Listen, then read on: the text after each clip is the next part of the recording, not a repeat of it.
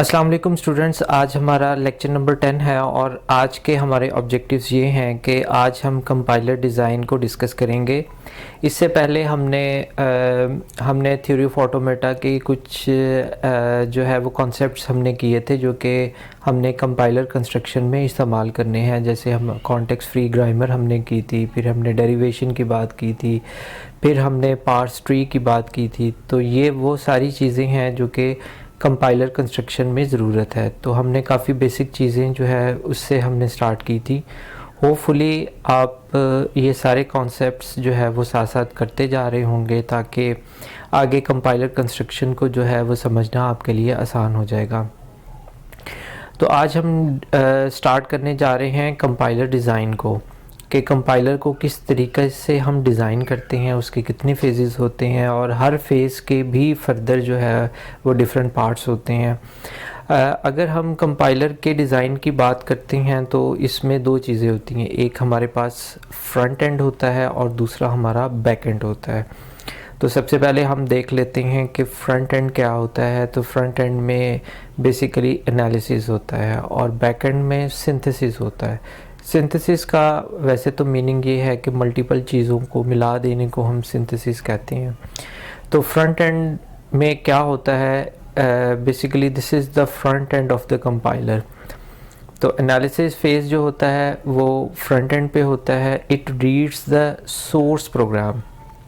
अब यहाँ पर वर्ड आ गया है source program.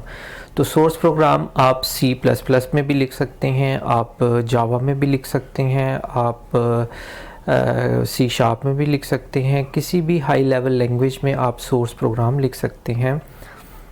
Divides it into core parts. तो इसका पहला काम क्या हुआ कि जो हमने सोर्स प्रोग्राम लिखा है उसको वो रीड करेगा, फिर उसको डिफरेंट पार्ट्स में डिवाइड कर देगा and then checks for lexical, grammar and syntax errors. तो यहाँ पर आपके पास वर्ड आ गया लेक्सिकल। तो लेक्सिकल का मतलब होता है रिलेटेड टू। तो रिलेटेड टू जिसका ताल्लुक़ हो किसी चीज़ के साथ, तो यहाँ पर ज़्यादा वर्ड्स का ताल्लुक़ होगा। तो लेक्सिकल का मतलब ये है कि जो है किस किस चीज़ का ताल्लुक़ है। तो हमारे पास कंपाइलर डिज़ाइन में जो एनालिसिस फेज़ है वो क्या करेगा, वो सोर्स प्रोग्राम को रीड करेगा और उसको डिवाइड कर देगा डिफरेंट पार्ट्स में।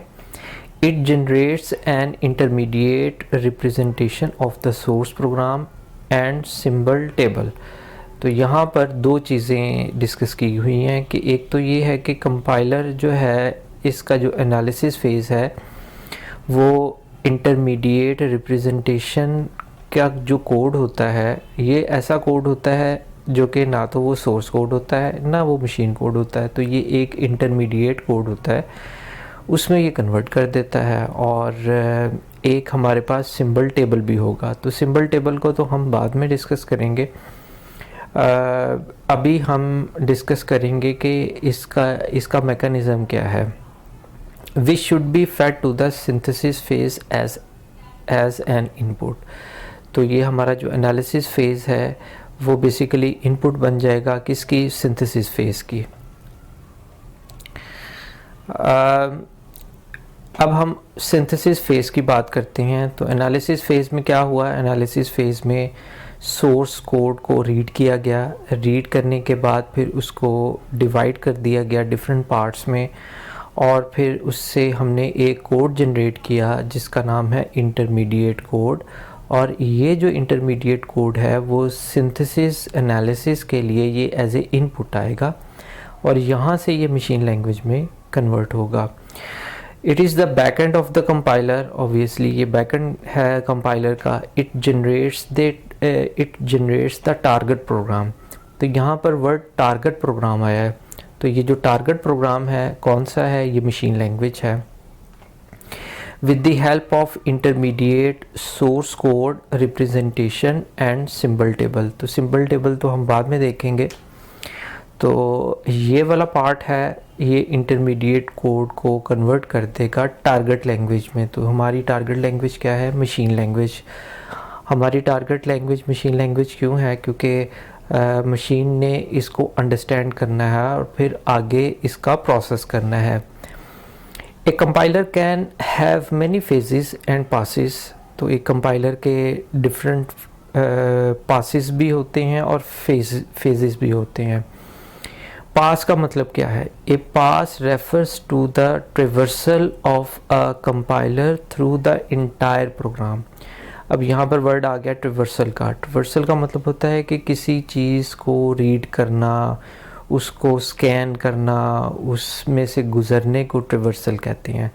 तो जब हम किसी प्रोग्राम को ट्रेवर्स करते हैं या किसी ग्राफ को ट्रेवर्स करते हैं तो इसका मतलब है कि उसको हम रीड करते हैं।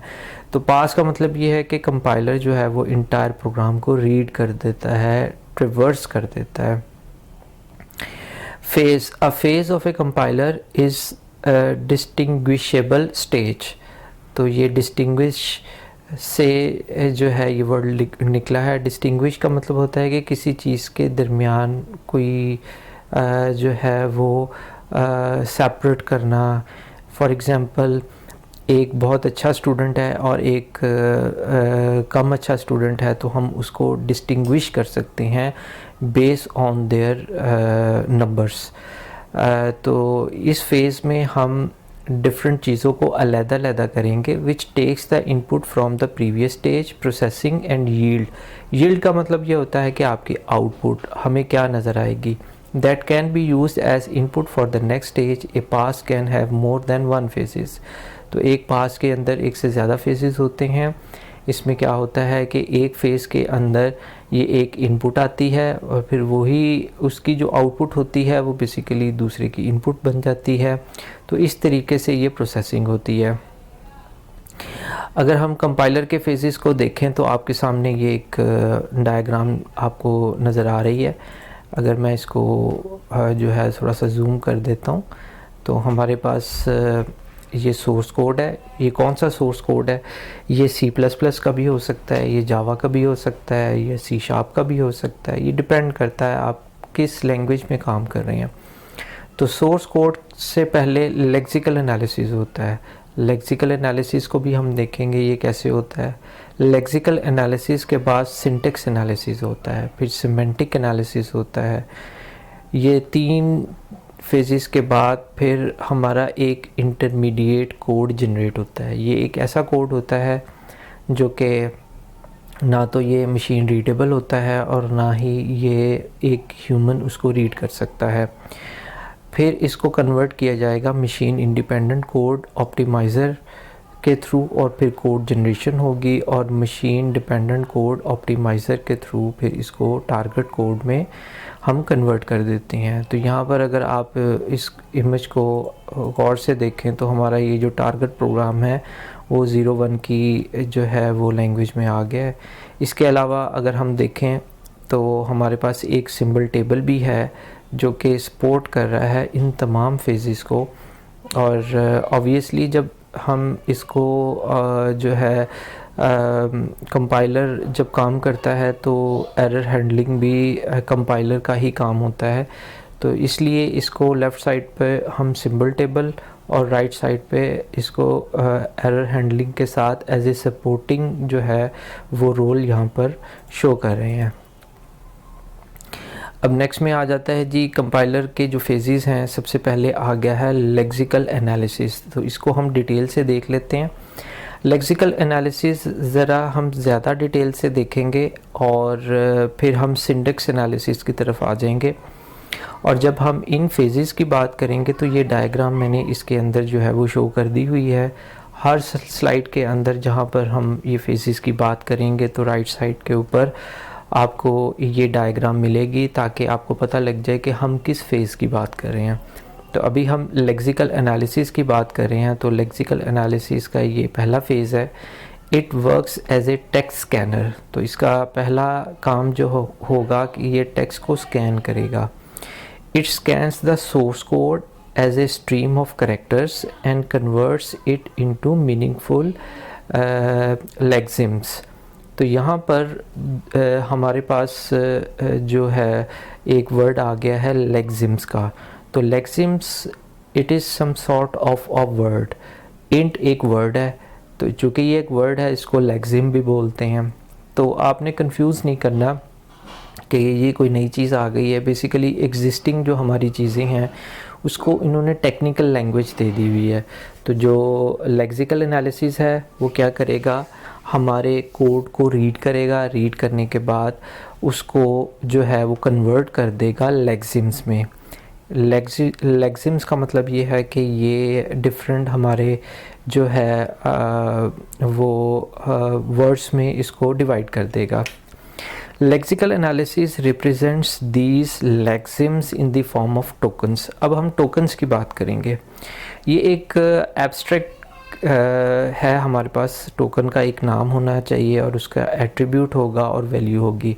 एट्रीब्यूट क्या होता है, ये बेसिकली हमारे पास एक जो है वो एक्स्ट्रा क्वालिटी होती है या एक्स्ट्रा हमारे पास कोई खुसूसियत होती है किसी चीज़ की। जैसे एक स्टूडेंट है तो स्टूडेंट का एट्रीब्यूट क्या है, स्टूडेंट का नाम है और उसका CGPA है। तो CGPA जो होगा वो बेसिकली उसका एट्रीब्यूट कहलाएगा। तो अभी हम इस स्लाइड के ऊपर हम दोबारा आएंगे। सबसे पहले हम टोकन्स की बात कर लेते हैं। तो यहाँ पर एक छोटी सी एग्जांपल मैंने दी हुई है कि कैसे जो है लेक्सिकल एनालिसिस में टोकन्स क्रिएट होते हैं। यहाँ पर अमूमन C या C++ लैंग्वेज से तो स्टूडेंट्स आई डू होप के वो काफ़ी फेमिलियर होंगे और ये अच्छे तरीके से वो अंडरस्टैंड कर लेंगे कि ये सिंटेक्स क्या है। For example in C language the variable declaration line. तो जब भी हम C में या C++ में या जावा में जब हम कोई वेरिएबल डिक्लेयर करते हैं तो सबसे पहले हम वेरिएबल का नाम लिखते हैं। तो ये वेरिएबल का नाम हो गया। उससे पहले हम लिखते हैं उसकी डेटा टाइप लिखते हैं और उस वेरिएबल में हम कौन सी वैल्यू पास कर रहे हैं। तो ये हमारा असाइनमेंट ऑपरेटर है। ये मैं वो वाली चीज़ें बता रहा हूँ जो अमूमन प्रोग्रामिंग जब आप स्टार्ट करते हैं तो उस वक़्त आपको सिखाई जाती हैं। तो ये हमारा एक असाइनमेंट ऑपरेटर है। इस असाइनमेंट ऑपरेटर का मतलब ये होता है कि इस वेरिएबल के अंदर 100 की वैल्यू को असाइन कर दिया जाए और ये जो 100 है इसकी डेटा टाइप जो है वो हमने डिक्लेयर की है इंट में।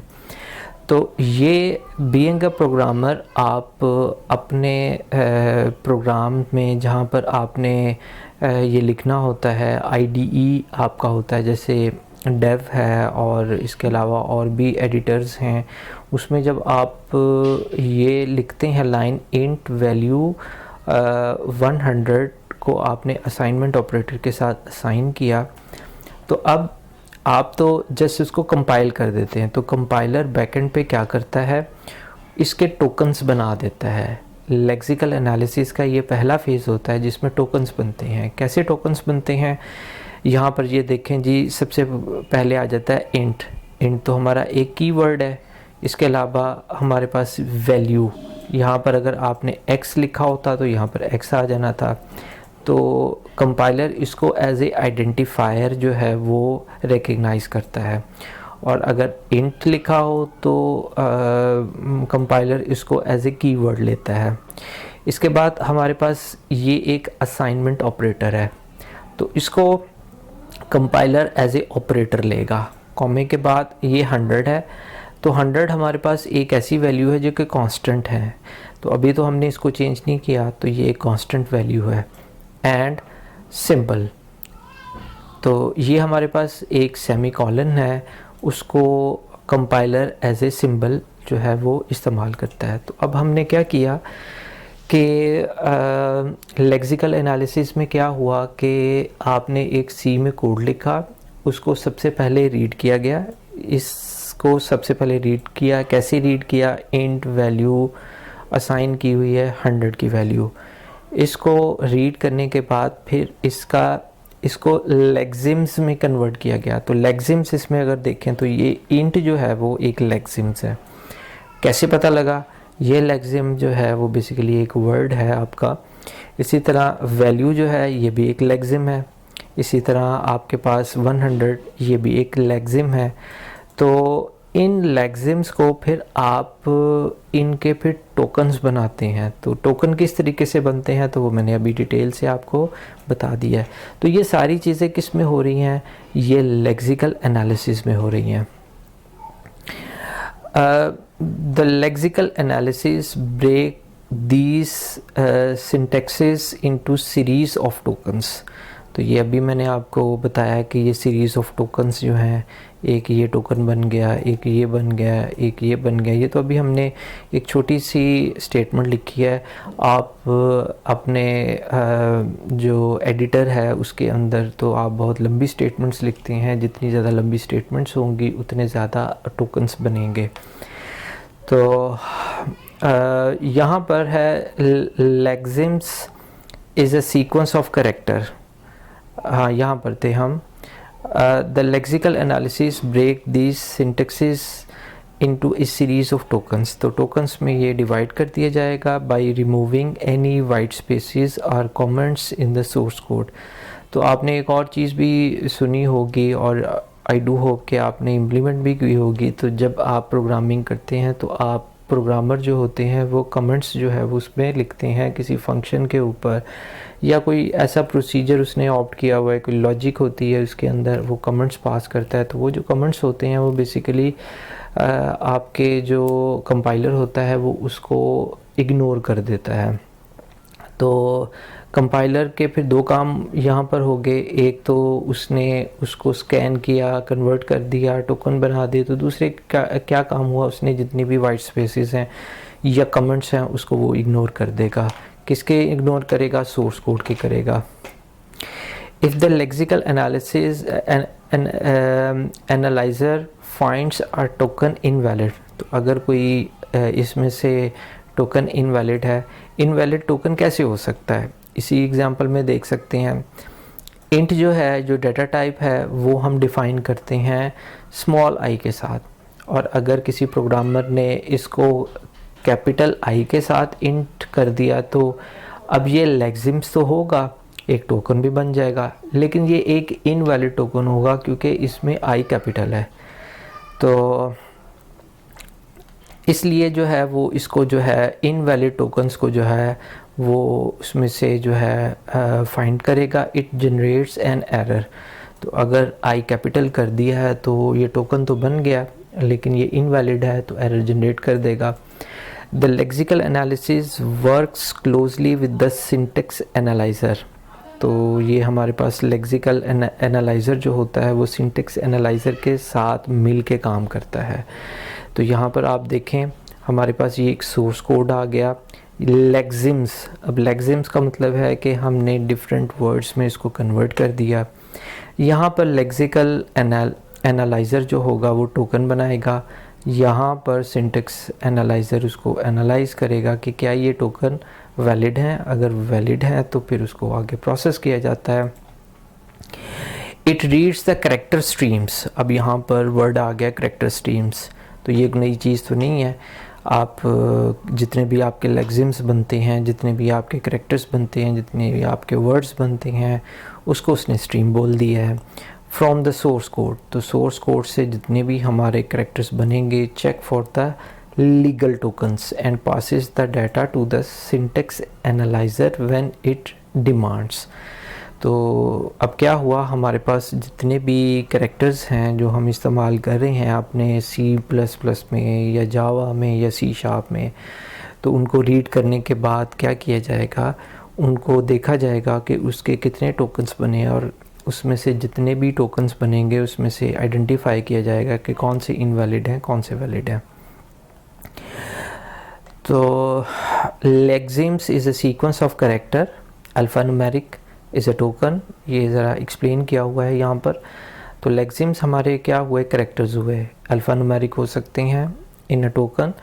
There are some predefined rules for every lexemes to be identified as a valid token. तो यहाँ पर डिस्कस किया हुआ है कि कुछ प्री डिफाइंड रूल्स हैं जिससे लेक्सिम को हम आइडेंटिफाई कर लेते हैं कि ये जो लेक्सिम है ये एक वैलिड टोकन क्रिएट करेगा कि नहीं करेगा। उसमें मैंने अभी आपको एग्जांपल दी है कि हमारे पास एक रूल है कि जब भी आप डाटा टाइप जो है वो लिखेंगे वो स्मॉल इंट के साथ लिखेंगे, पूरा इंटीजर नहीं लिखेंगे। तो ये हमारे पास क्या है, ये हमारे पास प्री डिफाइंड रूल्स हैं। अगर हम इन रूल्स को जो है वो ब्रेक करेंगे, अपनी तरफ से कोई डाटा टाइप इंट्रोड्यूस करवाने की कोशिश करेंगे, तो ऑब्वियसली वो फिर लेक्सिकल एनालिसिस में इसका एरर जनरेट कर दिया जाएगा। These rules are defined by the grammar rules by means of a pattern। तो ये एक पैटर्न जो है वो हम डिफ़ाइन करते हैं। जैसे ये एक पैटर्न है कि पूरा इंटीजर नहीं लिखना, सिर्फ 3 लेटर्स इसके लिखने हैं और सारे स्मॉल लेटर्स में लिखने हैं। तो ये मैं क्या कर रहा हूँ, ये मैं ग्रामर के रूल्स बता रहा हूँ, ये प्री डिफ़ाइन है। और यहाँ पर जब मैं बात करूँगा कि ये स्मॉल लेटर में हो और 3 लेटर्स में हो, तो ये बेसिकली मैं एक पैटर्न की बात कर रहा हूँ। तो ये एक पैटर्न है। A pattern explain what can be a token. तो पैटर्न क्या बताएगा कि कौन सा टोकन हो सकता है, कौन सा नहीं हो सकता। And these patterns are defined by means of regular expressions. तो इनको हम रेगुलर एक्सप्रेशंस के थ्रू भी जो है वो रिप्रेजेंट कर सकते हैं, डिफ़ाइन कर सकते हैं। इसीलिए मैंने आपकी जो बेसिक्स हैं थ्योरी ऑफ ऑटोमेटा की, जिसमें रेगुलर एक्सप्रेशंस जो हैं वो मैंने पहले ही करवा दिए थे कि आप रेगुलर एक्सप्रेशंस को किस तरीके से आप जो है वो आप लिख सकते हो। तो यहाँ पर अंडरस्टैंड करना अब आपके लिए काफ़ी आसान हो जाएगा। In programming language, keywords, constants, identifiers, strings, numbers, operators and punctuations, symbols can be considered as token। तो यहाँ पर तो काफ़ी चीज़ें आ गई, जैसे हमारे पास keywords हैं। keywords कौन से होते हैं, int एक कीवर्ड है, private एक कीवर्ड है, public एक कीवर्ड है, तो इसको भी एक टोकन कहा जाएगा। constants जो हैं हमारे, जो हम वैल्यूज़ पास करते हैं, वो भी एक जो है वो टोकन कहलाएगा। आइडेंटिफायर्स, हमारे पास कोई भी हमारे पास वेरिएबल है, उसको एज ए आइडेंटिफायर जो है वो हम आइडेंटिफाई कर सकते हैं। स्ट्रिंग्स हैं, तो स्ट्रिंग्स बेसिकली आपकी डाटा टाइप है।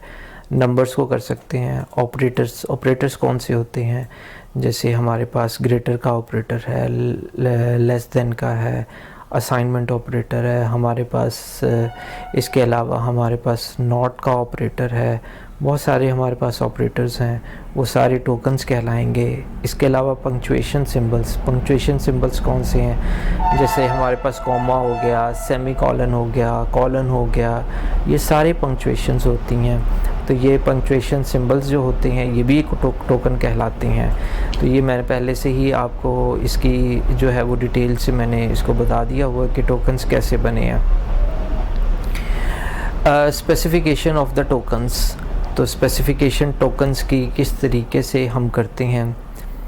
Any finite set of symbols, तो कोई भी फाइनाइट सेट ऑफ सिंबल्स हो सकते हैं, 0 1 हो सकता है, ये बेसिकली हमारे बाइनरी हैं। इसके अलावा हमारे पास 0 से लेके हमारे पास F तक जो है ये हेक्सा डेसिमल अल्फ़ाबेट्स भी इसमें इंक्लूडेड हैं। इसी तरह हमारे पास ये स्कीम भी है, A to Z small letter हैं, A to Z capital letters हैं, ये हमारे इंग्लिश लैंग्वेज के अल्फ़ाबेट्स हैं। तो ये भी बेसिकली हमारे टोकन्स ही कहलाए। इसके अलावा स्ट्रिंग्स भी हैं। Any finite sequence of alphabets is called a string. Length of the string is the total number of occurrence of the alphabets।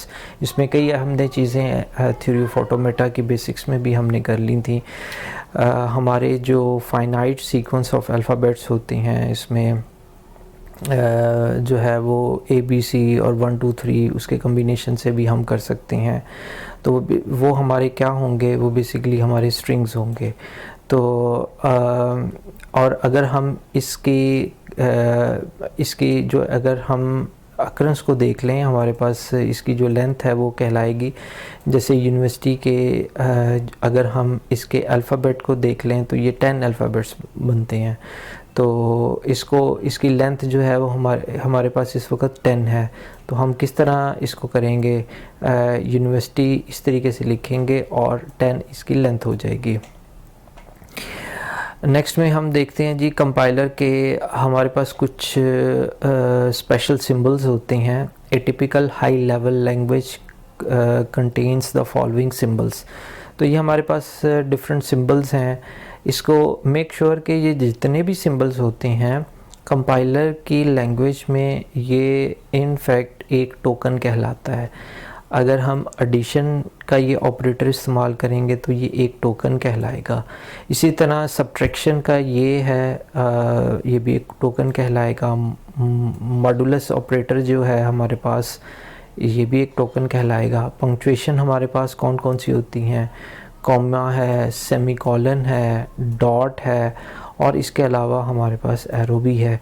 तो ये हमारे पंक्चुएशंस कहलाएंगी। तो हर एक पंक्चुएशन जो है वो एक टोकन कहलाएगा। इसके अलावा हमारे पास एक और ऑपरेटर है जिसको हम असाइनमेंट ऑपरेटर कहते हैं। This is not a equal, this is an assignment operator. तो ये जो असाइनमेंट ऑपरेटर है वो इन फैक्ट हमारा एक जो है वो कहलाएगा, टोकन कहलाएगा। इसी तरह हमारे पास स्पेशल असाइनमेंट ऑपरेटर्स होते हैं जो हम प्रोग्रामिंग लैंग्वेज में इस्तेमाल करते हैं।